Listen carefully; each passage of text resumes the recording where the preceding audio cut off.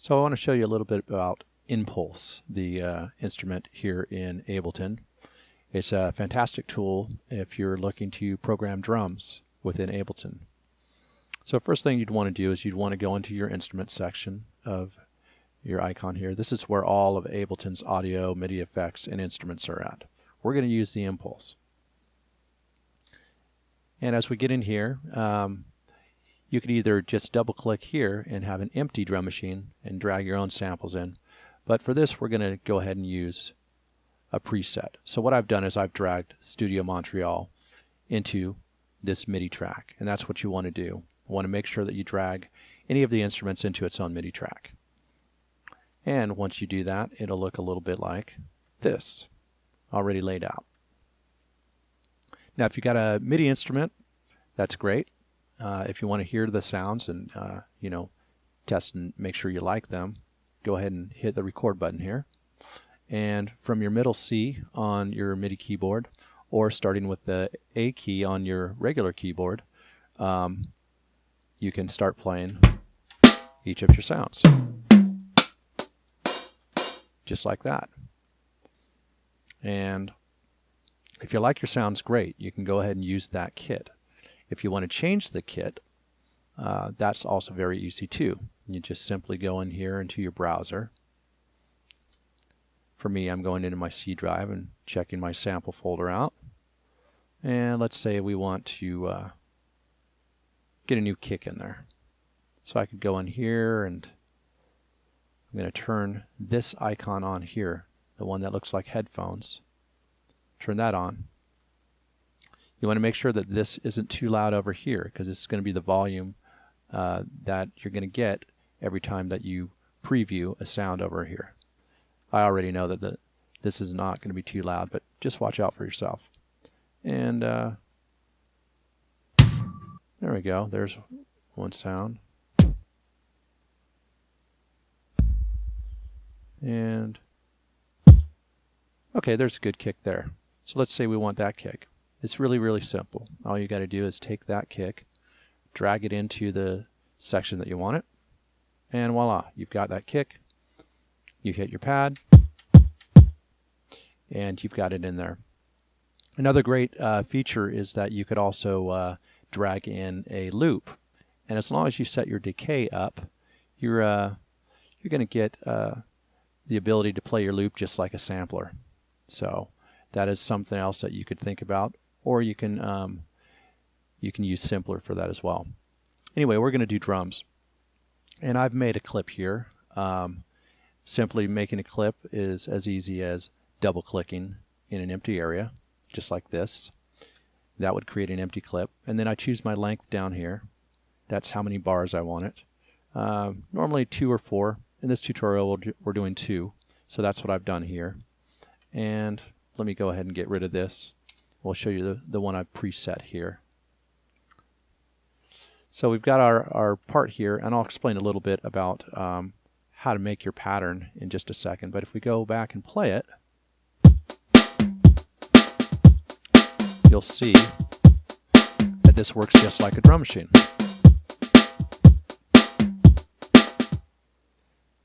Now if we want to tweak the sounds, you absolutely have the capability to do that.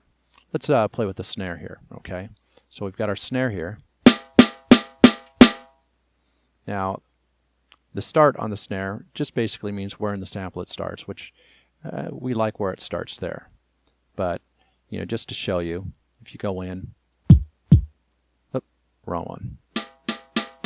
See, now it's just getting the tail end of the sample. And as I go back, it's going to get the bite. Transpose, you can change the pitch.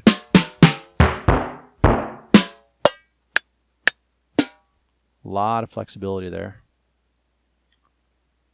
And stretch is a great feature. This kind of creates that audio compression of stretching track. If I put the stretch all the way up, you'll hear that stretching effect on this snare.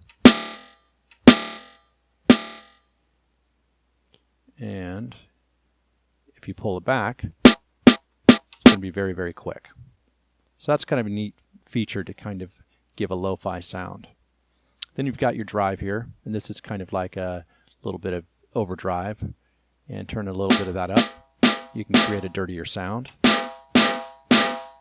like so. Filter is fantastic as well.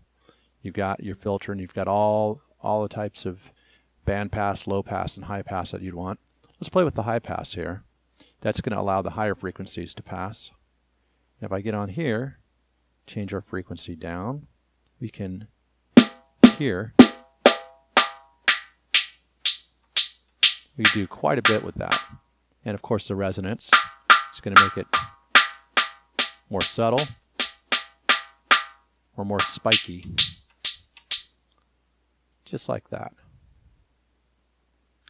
So anyway, some great things that you can do with this drum machine.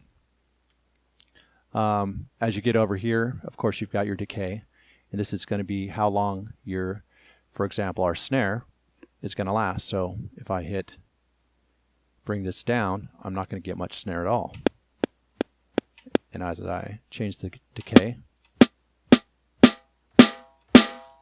you'll notice that it's going to give you more of the sound.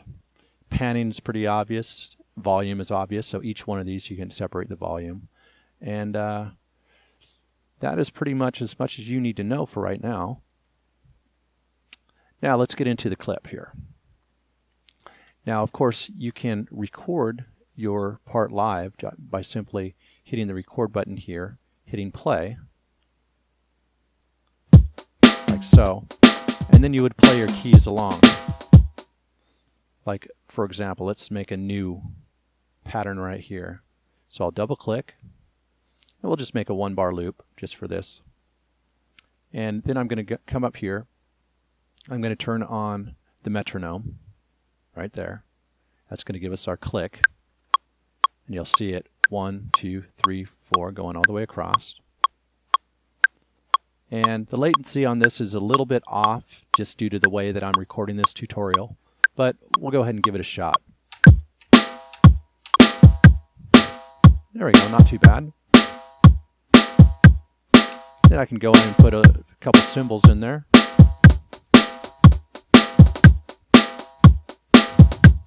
There we go. Excellent. And I'll hit stop there.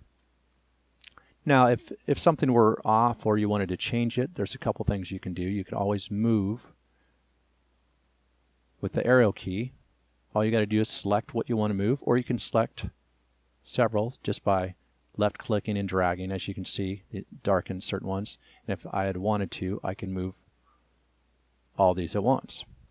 Another thing you'll notice is volumes sometimes get to be a pain when you've got two things hitting on the same thing. Well, with Ableton, that's pretty easy. You just choose which one you want to edit, and then you can affect that volume level just like that, just by pulling down or pulling up. And if you want to adjust several, like for example, if you want to set all the hi-hats, you can just simply grab all the hi-hats here and hit play just to preview. And you can bring down your cymbals all at the same time.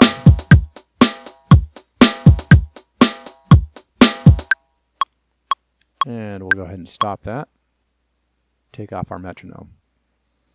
Now, if you think you work better by step recording or just drawing in your beat, that's great too. Usually a great way to start is over here. You'll see this is to the 30-second beat. Great way to start a drum program is usually by getting in here. We're going to go up.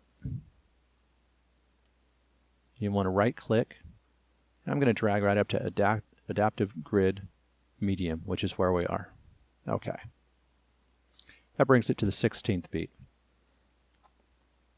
And now, basically, that's going to set, if I grab this pencil tool here, you could just simply draw in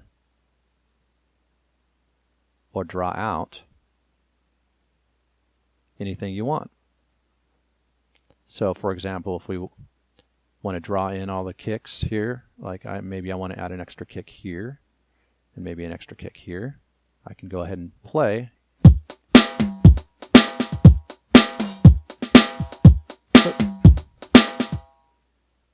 That's not the one we're making now. We'll play this one here. And you can just kind of place your sounds wherever you want until they sound good. It's not bad. There we go. And you pull this off here. And then you can adjust your volumes. Make it sound a little more realistic.